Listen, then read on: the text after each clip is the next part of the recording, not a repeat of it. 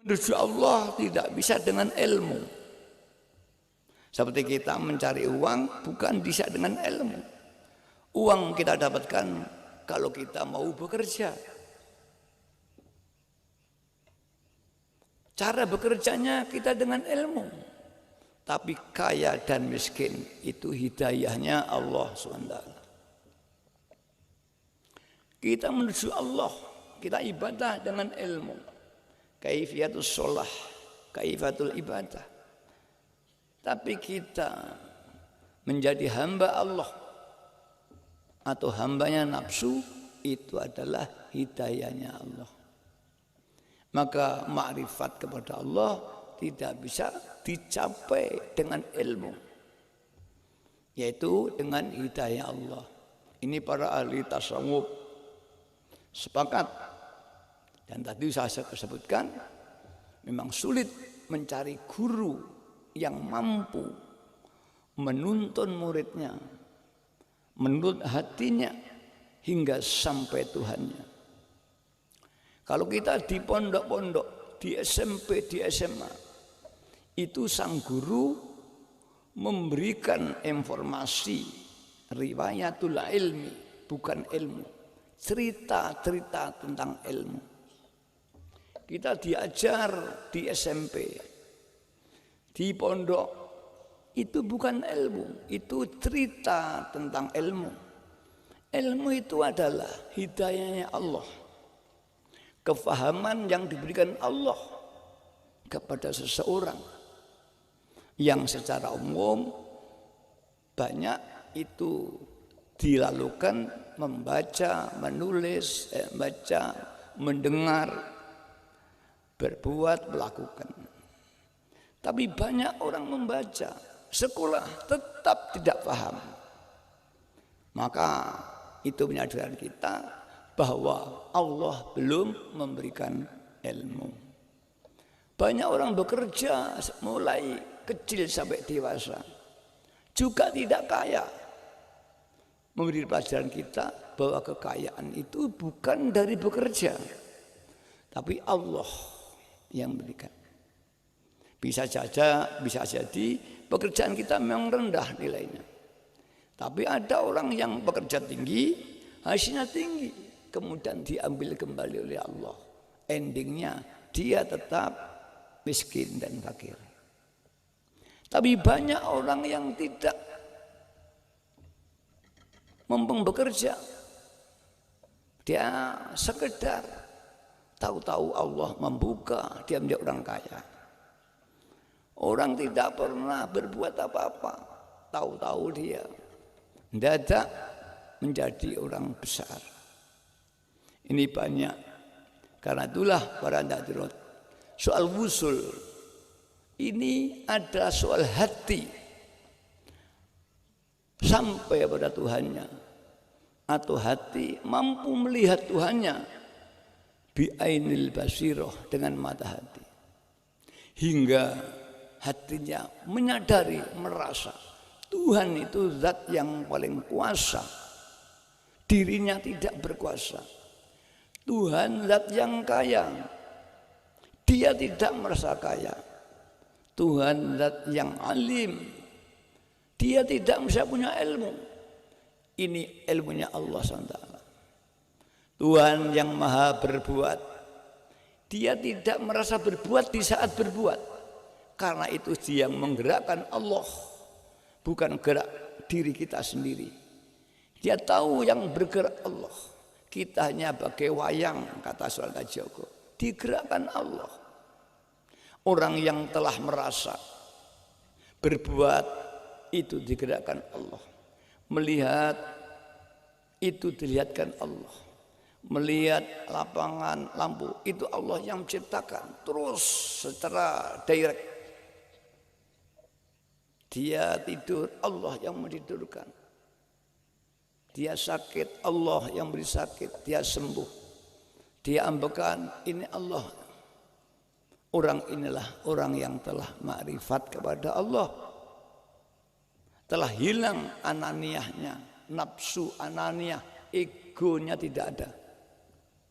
Dan dia terus ibadah karena Allah, bukan karena ingin kaya, ingin neraka.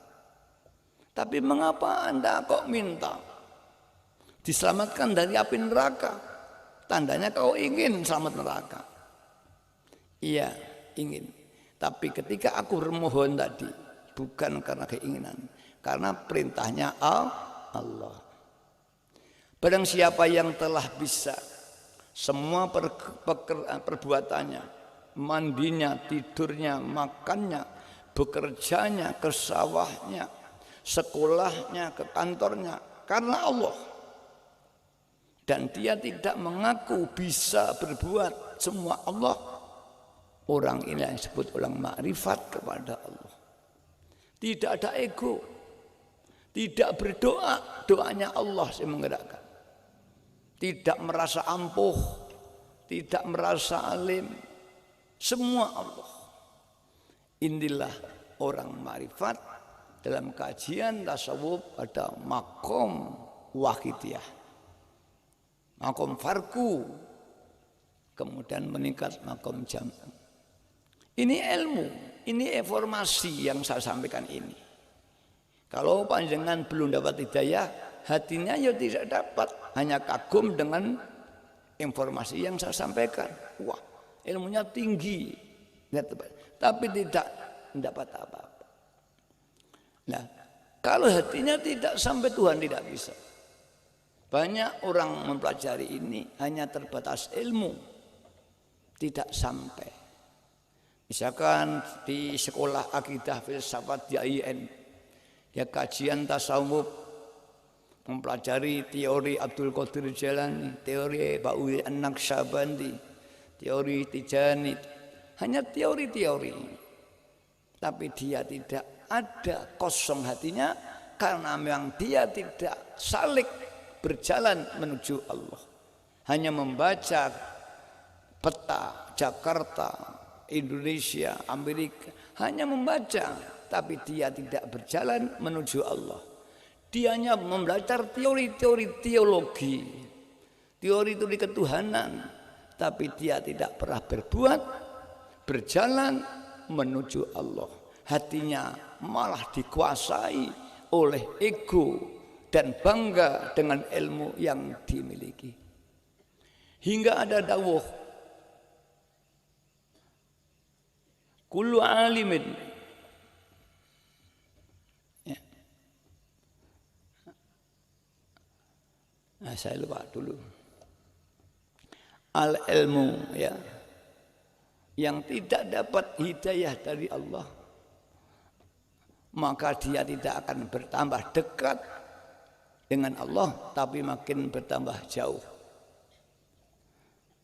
Karena itulah para hadirat, para ahli thariqah mencari seorang guru yang mampu menuntun muridnya, tidak dengan ilmu, tapi dengan hatinya.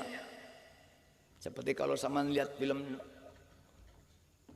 Kian Santang, hanya begini, ada sinar masuk. Ini bersifat kanuragan saja. Tapi kalau lakos, pancan hatinya, menerobos hatinya, dituntun menuju Tuhannya, terbukalah cakrawala ketuhannya tanpa melalui ilmu. Atau nanti dulu ada seorang ahli kanuragan, yang satu memberikan kanuragan dengan ilmu. Ini ilmu dijalankan. Muridnya Riyadhah, dibimbing gurunya. Setelah sekian hari ijabah. Tapi gurunya tidak bisa memberikan apa-apa pada muridnya. Hanya iki lakonono. Tapi ada orang lebih tinggi lagi, tanpa memberikan ilmu, bacaan pun tidak. Hanya dipegang plek dadanya, dia langsung ampuh. Itu namanya telah mampu dengan batinnya menuntun hatinya. Bahkan tidak pernah bertemu dengan muridnya. Muridnya hanya menghubungkan dan sang guru datang. Tidak pernah berhubungan lahiriah. Itulah namanya nazroh tadi yang disebutkan oleh Bu Malik. Nazroh halbiyah, pancaran nur ilahiyah, cahaya ketuhanan yang diterima seorang mursyid kepada di hatinya dipancarkan kepada muridnya, yang mana murid tidak pernah berhubungan. Murid di jagat timur, guru jagat barat. Karena itu tidak ada ruang dan waktu. Itulah mursyid yang sesungguhnya. Ya, tapi sulit mencari guru ini. Di mana pun muridnya. Seperti lampu ini satu. Semua lapangan padang semua. Jiwanya menyeluruh lapangan ini. Sinar mata hatinya memenuhi jagat.